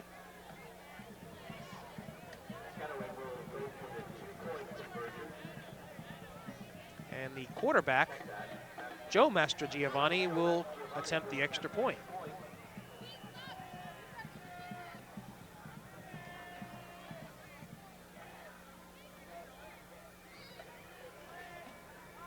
Blocked. Mike, did it get through? Nope, a little short. Tipped a little bit, Jim, at the line there.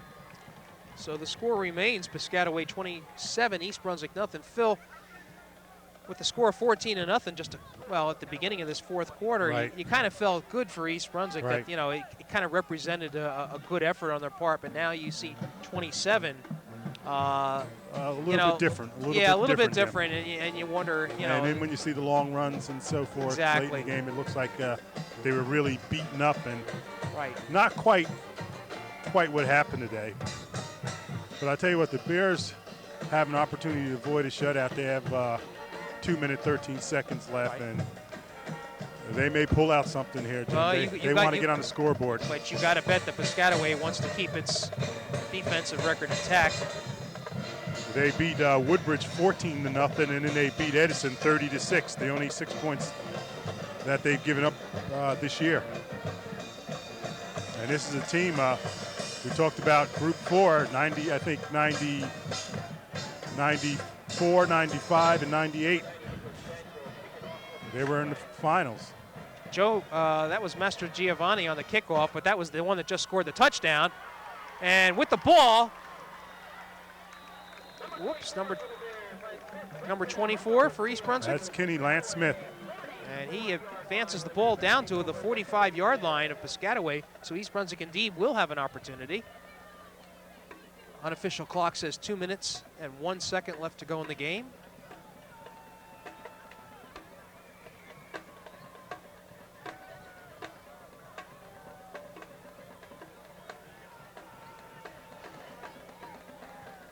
Okay, you got players running in and out here, Jim. All right, is Chu at quarterback? Can't quite tell. Looks like it. Pitches to Mullane. Good He's block. got some running room. Keeps on, cuts inside, and finally brought out of bounds on about the 25-yard line. A very nice pickup. Good pickup there. Good block by A lot of new faces in someone there on for the end Piscataway. there. And Mullane has run well today. He's got to be close upwards, close to 100, I would think. Oh, I would think so. He's had a number of good runs. And let's see, what do we have here? Timeout by Piscataway.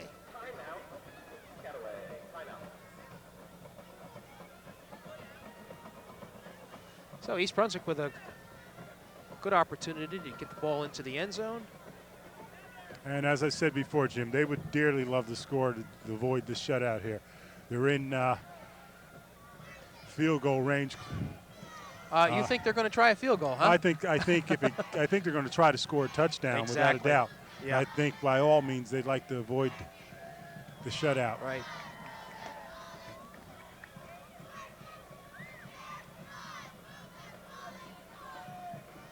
This Piscataway team looks like it's got all the parts. And I'm looking at the regular season schedule for them, Phil, and I don't see anybody that's going to be able to, you know, and give them a real tough and you tussle. got the feeling Certainly in they the haven't conference. really cranked it up and geared yet because they haven't been challenged. You look at Central Jersey Group 4, you know of teams such as Hunterdon Central. Has to be a prime opponent. And then down towards the shore, you got teams such as Middletown.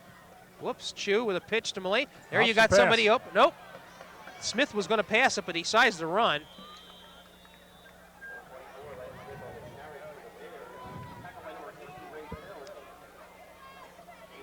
And that was Paul Moscatella down in the end zone begging for the ball.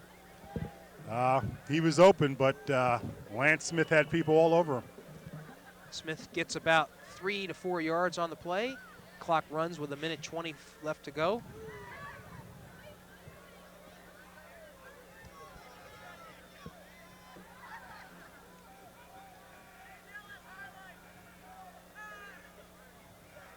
Chu, pitch to that side. Gagnon. James Gagnon gets around one runner. Another.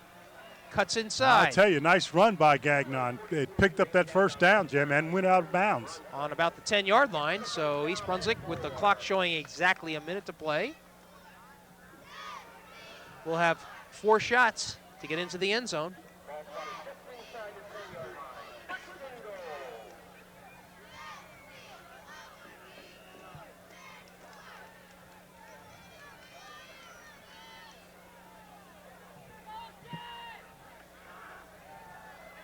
Okay. First and goal for the Bears. Chu gives to Mullane. He's got some room. And he is in, Jim. Yes, indeed he is. And that's what they wanted, Jim. They wanted to avoid a shutout here. And John Mullane, who's run tough all day, Jim, comes up with a nice run there. Score coming with 54 seconds unofficially left to go in the game, making it 27-6. Iannazo on for the extra point, or are they going to go for two? Nope, Iannazo is setting up for the extra point kick. I don't know what two does for him. Narrows the score a little more. Makes it look not as bad. Oh, gosh. Okay, here we go for the extra point. And kick was true. And that makes it 27-7.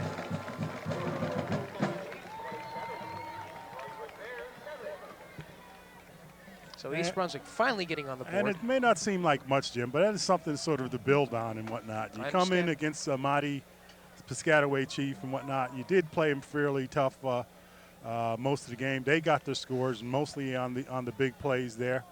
And you're able to come away with the score of your own. So you fought all day and you weren't shut out. That means something. It's certainly something to build on.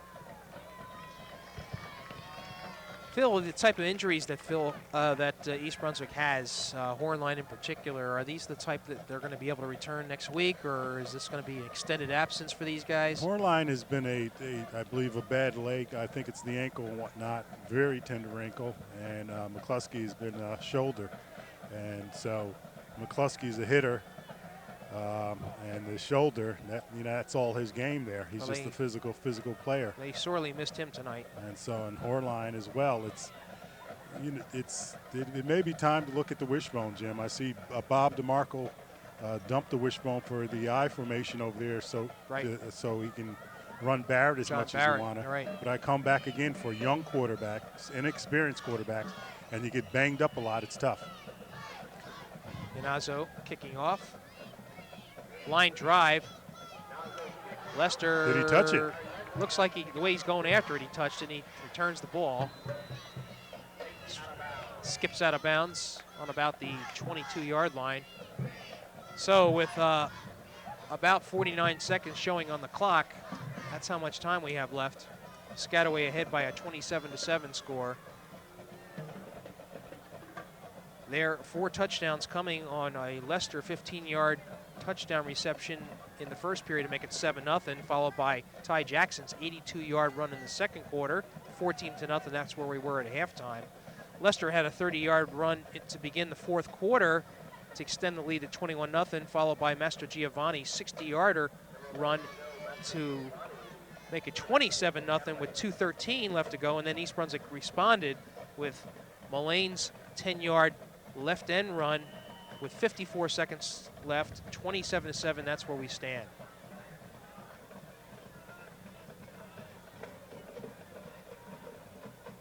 Quarterback, can't tell who that is.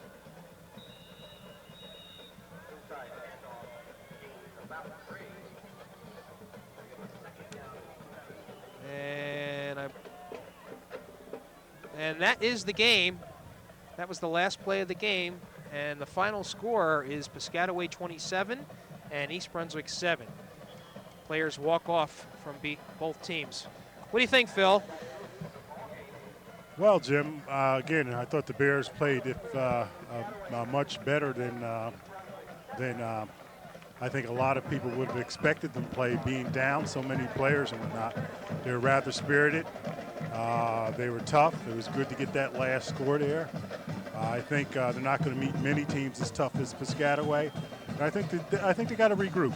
They got to get their players healthy, and as a team, they got to regroup. They got to start thinking in terms of team, Jim. And if they can do that, perhaps they can salvage things and have a good season. Exactly. And East Brunswick will be heading to Woodbridge next Friday night. They will take on the Barons, who lost to Piscataway by a 14-0 score. Their record, East Brunswick's, is now 1-3. Right. 1-3. Piscataway moves to 3-0. So that'll do it. Final score, Piscataway 27, East Brunswick 7. For Phil Hill, this is Jimmy Allinder saying thanks for being with us.